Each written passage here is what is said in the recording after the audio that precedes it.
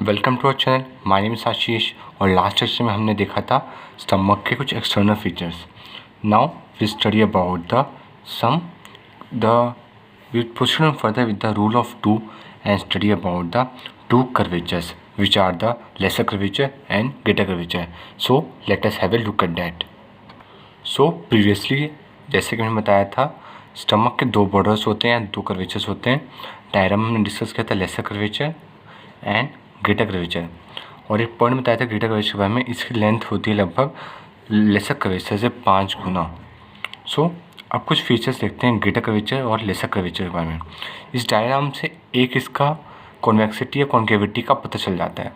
जो lesser curvature होता है वो आपको कैसा दिख रहा है, आपको ये कॉन्केव। सो लेसर कर्वेचर क्या है, इट इज़ कॉन्केव, और ग्रेटर कर्वेचर कैसे दिख रहा है, ऐसे दिख रहा है convex. Greater curvature is convex. तो एक पॉइंट तो आपको डायग्राम देख के पता चल जाएगा। दूसरा पॉइंट था लेंथ का, जो बताया था ग्रेटर कर्वेचर की जो लेंथ है about 5 times that of lesser curvature है। और ये क्या करता है, ये लेसर कर्वेचर ये इसका लेफ्ट बॉर्डर बना रहा है। इस साइड लेफ्ट है, ये राइट साइड है। तो जो लेसर कर्वेचर है वो बना रहा है left side of the stomach, forms the left side, बोलिए लेफ्ट बॉर्डर भी बोल सकते हैं, left border, and it forms a right border. So next point क्या आता है कि इससे कौन से फोल्डिंग से अटैचमेंट है। हम लेसर मोमेंटम और ग्रेटर मोमेंटम का डिटेल में पढ़ेंगे, पर आप अभी आपको याद कर लीजिए जो लेसर कर्वेचर होता है उससे क्या अटैच होता है, लेसर मोमेंटम। लेसर कर्वेचर इससे क्या अटैच है, लेसर मोमेंटम। मोमेंटम क्या होता है हम डिटेल में डिस्कस करेंगे सेपरेटली।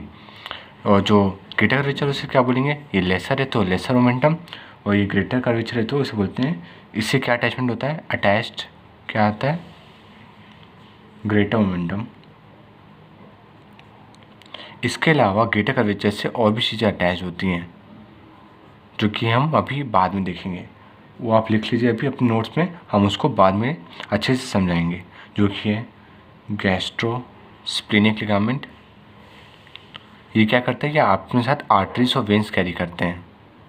ये लिगामेंट हमने एब्डोमेन की आर्टरीज सप्लाई में इसके बारे में थोड़ा बहुत बताया है गैस्ट्रोस्प्लेनिक लिगामेंट में। और एक और अटैचमेंट होती है इसके साथ, गैस्ट्रोफ्रेनिक लिगामेंट, गैस्ट्रोफ्रेनिक लिगामेंट। तो ये अटैचमेंट्स हो गए ग्रेटर कर्वेचर से और लेसर कर्वेचर से। और एक और बात, जो लेसर कर्वेचर का जो ये वाला पार्ट है, most dependent part of the greater curvature के पास एंगुलर नॉच होता है। आपको डायग्राम में दिख रहा है, ये जो नॉच जैसा दिख रहा है ऐसे ही, एक्चुअली ऐसे अलग से सेपरेट बनाए तो ऐसा ही नॉच है लेसर कर्वेचर पे। आप कोई भी ड्रिंक पीते हैं अगर, तो सीधा यहाँ पर इफेक्ट करती है direct, without spreading to the other part of stomach, सीधा डायरेक्ट यहीं पर आती है। इसलिए आपको अपने जो लिक्विड्स होता है उसका टेम्परेचर ना ही ज़्यादा होना चाहिए ना ही ज़्यादा कम। सो एक मॉडरेटली टेम्परेचर से आपको पीना चाहिए, और कुछ हार्मफुल सब्सटेंस नहीं पीना चाहिए, क्योंकि सबसे पहले वो यहीं पर इफेक्ट करता है जिससे अल्सर हो सकता है। सो लेसर कर्वेचर पे मार्किंग होती है जिससे बोलते हैं एंगुलर नॉच। ये पॉइंट भी आपका डायग्राम से एकदम क्लियर है। जैसे लेसर कर्वेचर के लोअर पार्ट पे एंगुलर नॉच होता है, वैसे ग्रेटर कर्वेचर के अपर पार्ट पे कार्डियक नॉच होता है। सो हमने दो नॉच से एक में डिस्कस करने हैं। लेसर कर्वेचर पे डायग्राम से बस सब क्लियर है। लेसर कर्वेचर पे क्या दिख रहा है, एंगुलर नॉच, और ग्रेटर कर्वेचर पे अपर पार्ट में क्या दिख रहा है, कार्डियक नॉच। तो ये दो नॉचेस हैं जिसको आप मेंशन कर सकते हैं। सो let us right it down. Greater curvature has cardiac notch and lesser curvature has which notch, angular notch. सो आपको ये बेसिक सा डायग्राम आपको अपने नोट्स में पक्का बनाना है, तभी आपको सारी बातें लगभग ग्रेटर कर्वेचर और लेसर कर्वेचर में पता चल जाएंगी। एक्सेप्ट मैंने इस डायग्राम में ये अटैचमेंट्स नहीं बनाए हैं जानबूझ के, ताकि आपको ये अलग आपको समझ में नहीं आएगा। ये सब हम सेपरेटली डिस्कस करेंगे, पेरिटोनियम में सारा चीज़ें डिस्कस करेंगे। ये गैस्ट्रोस्प्लेनिक लिगामेंट क्या होता है, गैस्ट्रोफ्रेनिक लिगामेंट क्या होता है, वो सब हम अलग से डिस्कस करें। लेसर मोमेंटम, ग्रेटर मोमेंटम, सब सेपरेट वीडियो सबके होंगे। Now let us talk about the another two, that is the two surfaces of the stomach. तो कौन सी दो सरफेसेस स्टमक में पाई जाएंगी, बहुत क्लियर है। सामने की तरफ क्या होगा, एंटीरियर सरफेस, पीछे की तरफ क्या होगा, posterior surface. So we have two surfaces, anterior surface and posterior surface. जो ऊपर की तरफ होगा एंटीरियर, पीछे तरफ पोस्टीरियर।